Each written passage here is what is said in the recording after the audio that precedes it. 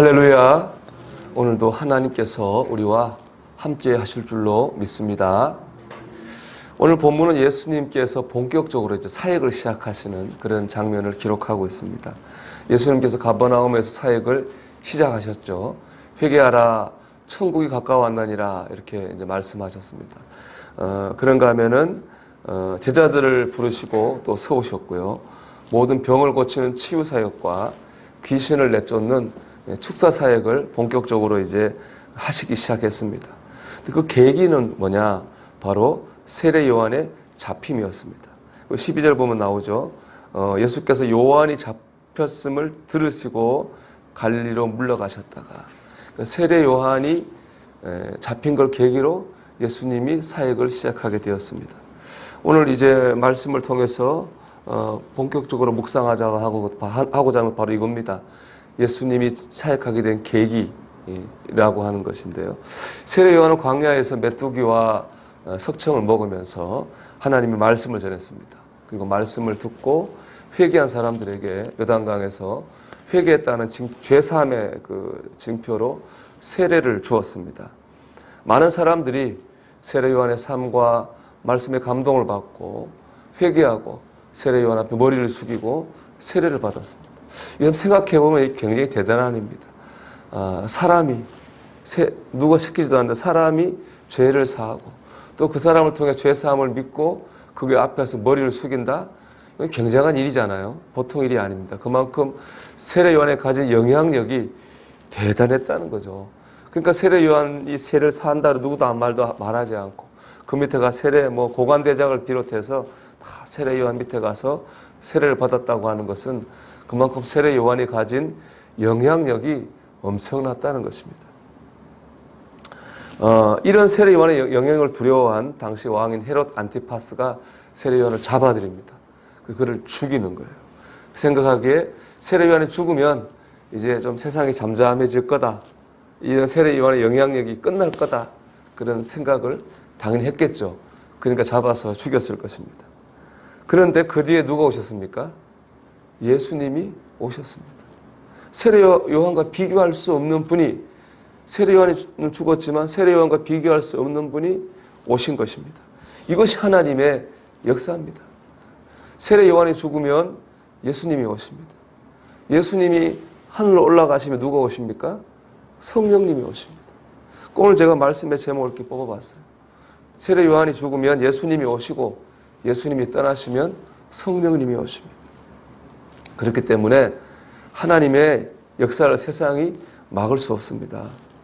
당장의 어떤 고난과 시련이 하나님 역사를 막는 것 같아 보여도 결국에는 하나님이 이기십니다. 하나님 계속 역사를 하시니까 그렇겠죠. 지금 코로나 때문에 교회들이 많이 어렵죠. 우리가 예배도 마음껏 드리지 못하고 주제도 마음껏 하지 못합니다. 하지만 저는 이 말씀 묵상하면 그런 확신이 들더라고요. 아무리 코로나라 할지라도 하나님의 역사를 막지는 못합니다. 로마 정부가요, 교회를 핍박했잖아요.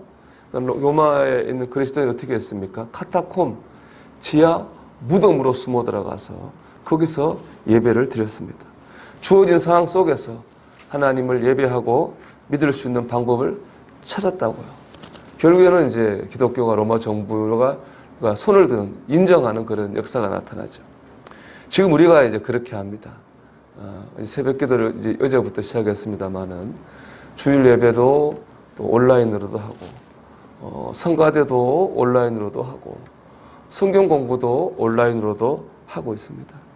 우리도 주어진 상황에서 하나님을 예배하고 우리 믿음을 지키기 위해서 여러 가지 방법을 찾고 있는 거죠. 우리가 이렇게 할 수 있는 이유는 어디 있느냐? 우리 안에 하나님께서 역사하시기 때문에 그렇습니다. 그러니까 우리가 이런저런 방법을 찾아서 예배하고 기도하고 하나님을 의지하고 있는 겁니다. 이렇게 역사하시는 하나님이 계시기 때문에 또 우리 믿음의 성도들이 있기 때문에 믿음이 코로나를 이길 줄 믿습니다. 어떤 것도 하나님의 역사를 막지는 못하는 것이죠. 개인의 삶에도 마찬가지입니다. 어려움이 없는 삶은 없습니다. 어려움이 많습니다. 우리를 힘들게 하기도 하고 때로는 우리의 믿음을 흔들기도 합니다.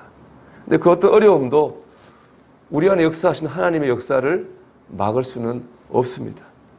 하나님이 이기게 하실 줄 믿습니다. 우리가 하나님을 바라보는 한 우리도 이길 줄로 믿습니다. 주님께서 요한복음 16장 31절에서 분명히 말씀하셨습니다.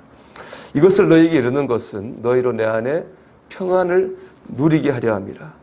세상에서는 너희가 환난을 당하나 담대하라. 내가 세상을 이겼노라. 할렐루야. 이렇게 말씀하셨습니다.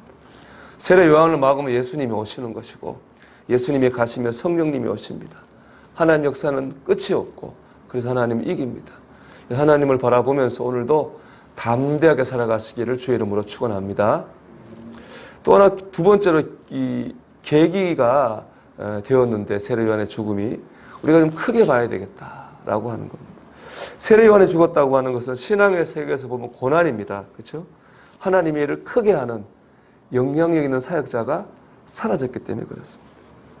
근데 크게 보면 이게 뭐예요? 예수님이 등장하시는 계기가 됐잖아요.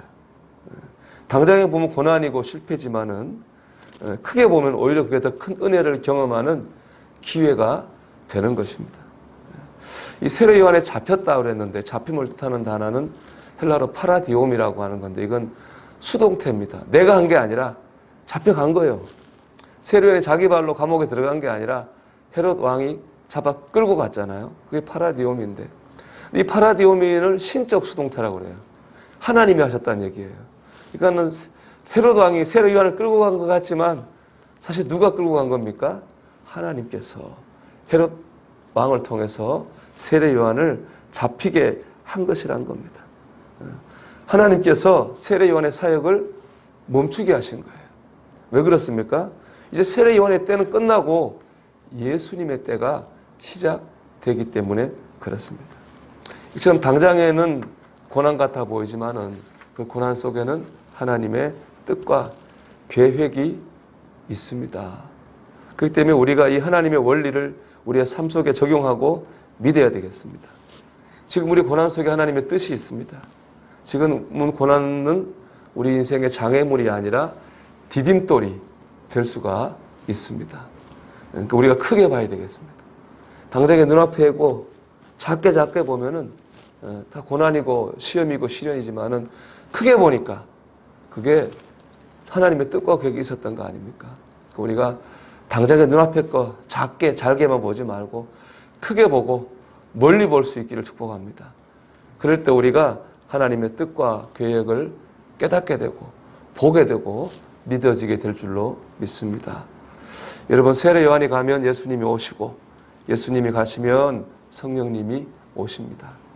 하나님 역사를 믿고 우리가 오늘도 담대해야 되겠고 크게 멀리 보는 가운데 오늘도 믿음으로 살아가는 하루가 되시기를 주의 이름으로 축원합니다. 기도하겠습니다. 하나님의 역사를 믿으며 오늘도 담대하고 또 믿음으로 살게 해주시옵소서 기도드리겠습니다.